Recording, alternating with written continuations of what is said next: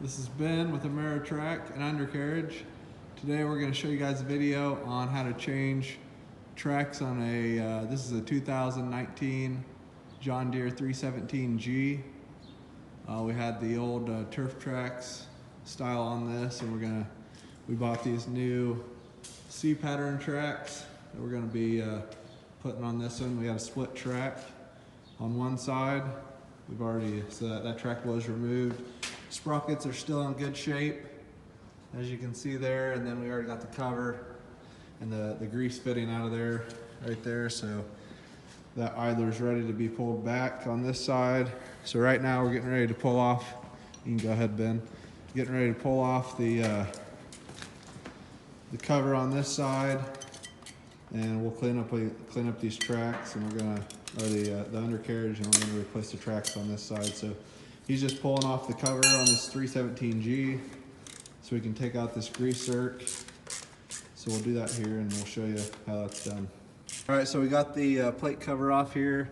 You can see on this little sticker here where it shows to adjust the tracks if we did have the tracks on, well, which we do, but if we wanted to adjust the tracks 1 to 1.5 inches at the front roller, so it'd be adjusted to. But we're going to be pulling this track off here, and we're going to show you here how to remove the pressure off that front idler. If you look inside there, that is the grease zerk. They're at like a 90-degree angle on these 317Gs, a little bit different than the other units. But Ben's going to pull this off here with a, what is that, a 15/16 wrench. And so we'll go ahead and do that. Good, Ben.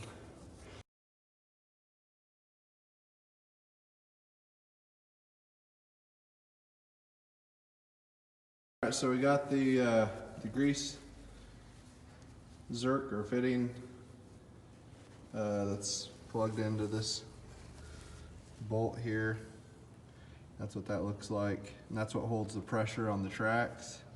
So you pump grease into that, and that puts tension on that track. So we remove that whole fitting, and now we can push in that front idler and relieve all the pressure, and all the grease is going to pump out of that fitting inside of there now. So we'll show you what that looks like.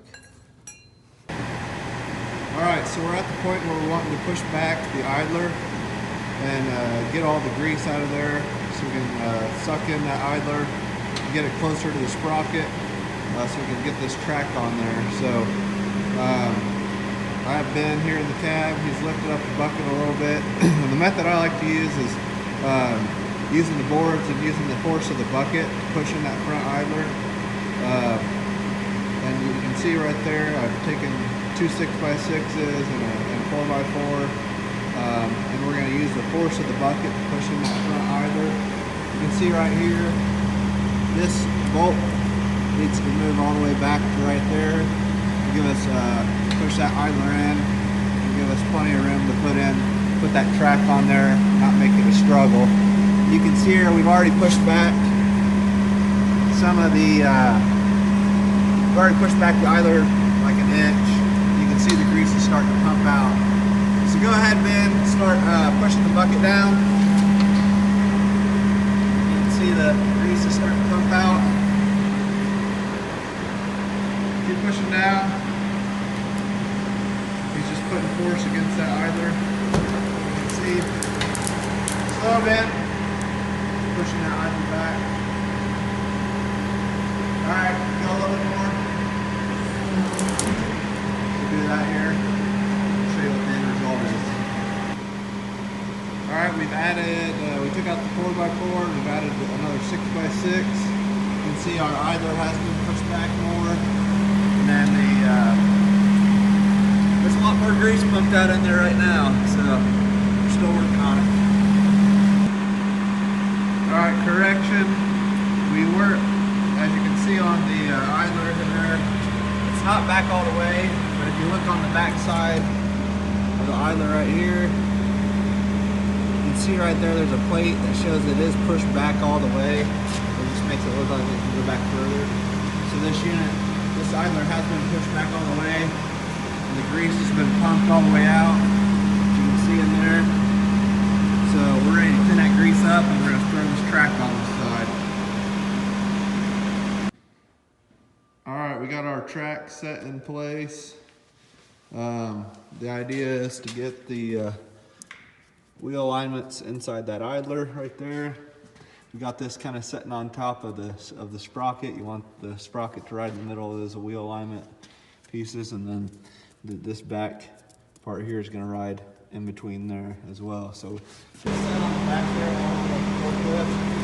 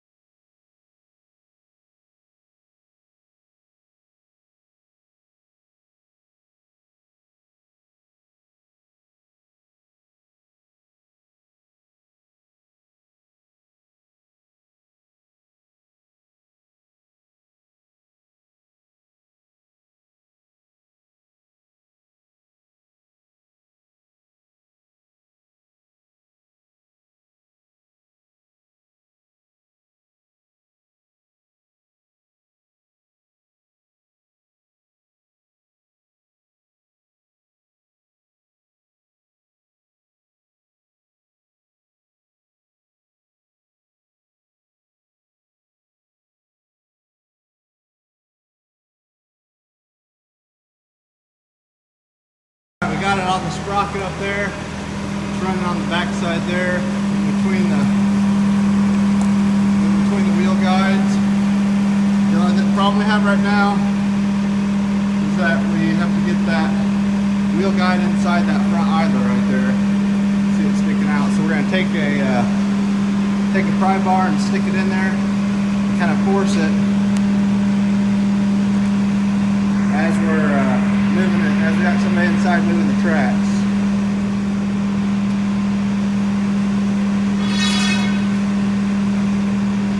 Alright, go slow, man. Going forward.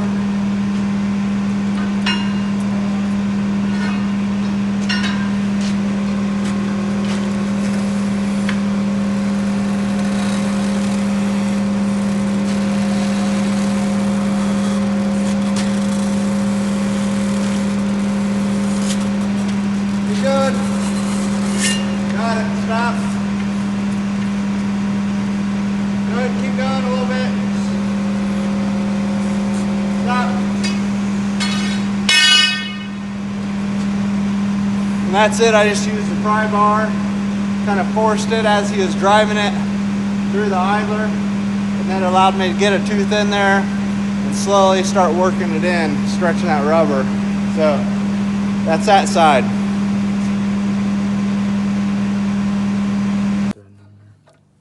Alright, as Ben's threading this in here, just want to show you this diagram again. This one's a little bit clearer, but you can see where it shows the distance between the bottom roller and the top of the track. It needs to be anywhere from 1 inch to 1.5 inches.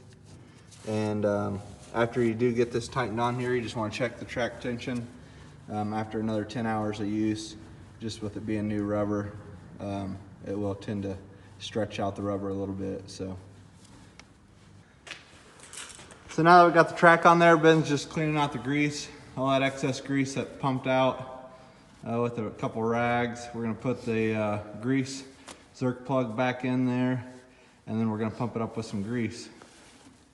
All right, so this is the fitting we're gonna stick back in there. Make sure everything's good and cleaned up on your threads before you stick it in. All right, we got our grease gun hooked up here. I do recommend. We got our DeWalt grease gun. So much faster than the hand pump guns.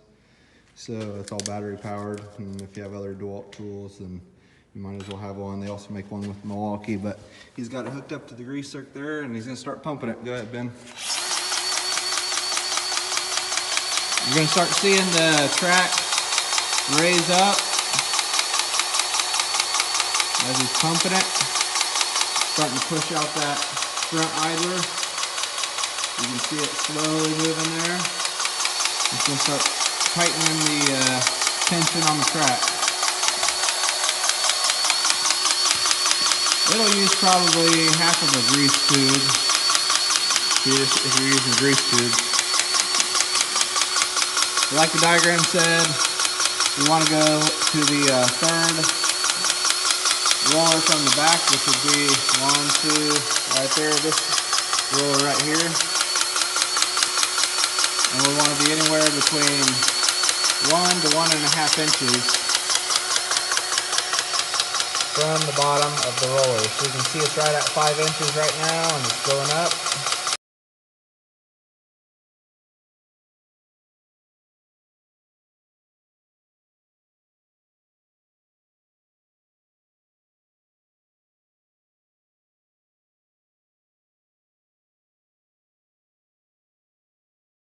Getting tighter. I'd say that's good, Ben. So we're sitting about a little under 1.25 inches. So that's good for right now. The track's really tight, so be new rubber. All right, we're ready to start working on the other side. All right, guys, both tracks are on. They're both tightened up. We did it to about 1.25 inches from the third roller up from the back, which is what was on that diagram, and we got it done. So if you guys have any interest, we do sell tracks under the name Amera Track and Undercarriage. So check us out online, www.amera-track.com, or you can give us a call on our website there. We got the 1-800 number. You can give us a call and price any tracks or undercarriage parts you need. Don't forget, do check out your sprockets. When you are changing these tracks out, since you already got the tracks off, you can take those sprockets off and change those, but ours were pretty good. So just wanted to show you guys how to change tracks on this John Deere 317G. And again, feel free to check us out online at www.amera-track.com. That's AMERI/track.com. I'll post the web address here on the video, and appreciate you guys watching. Please subscribe to our channel, and we'll see you next time.